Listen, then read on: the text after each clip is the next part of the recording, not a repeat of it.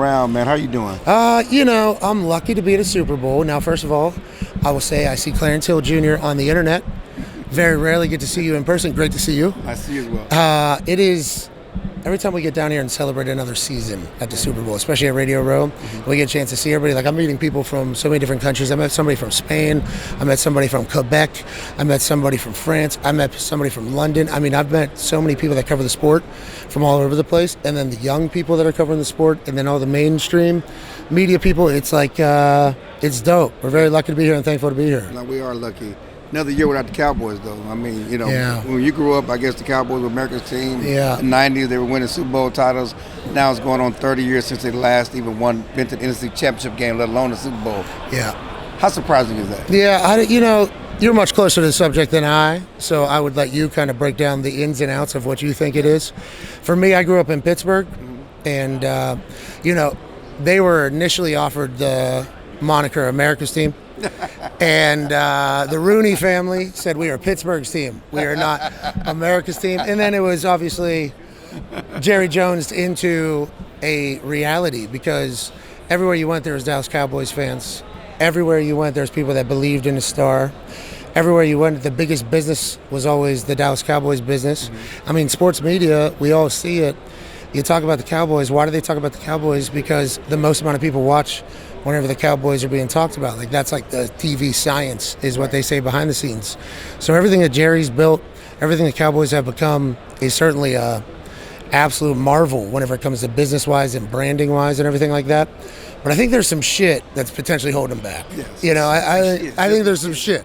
Like the tours around the facility, whenever they're practicing or whenever they're working out, like that just seems counterproductive. That just feels like it is a little counterproductive. Now, it's obviously different to be a Cowboy. There's going to be a lot of distractions. You're going to be on prime time all the time. But just like random people walking through a building while you're trying to work is wild to me to think about. But I know it brings in $11 million a year. $11 million a year. Okay, so that's going to help the valuation and the business of it all.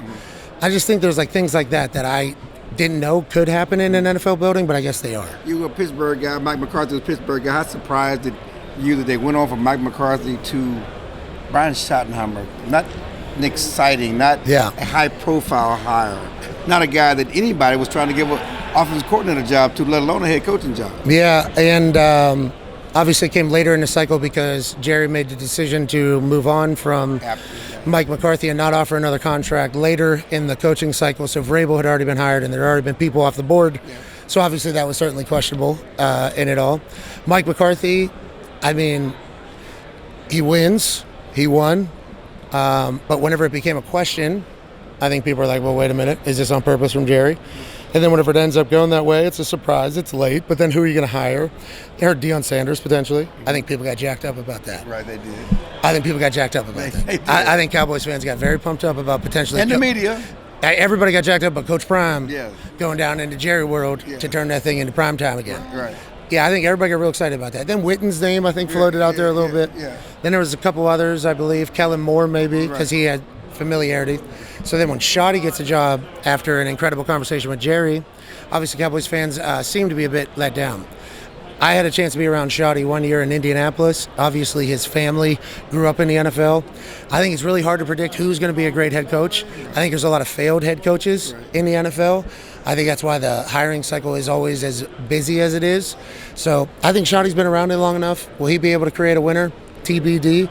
But I like Schotty. And I think Dak does and everybody does as well. We'll see how it goes. Give Schotty a chance. Give Schotty a chance. Give the guy a shot and chance. A shot and chance. Yeah, Schotty's a good guy.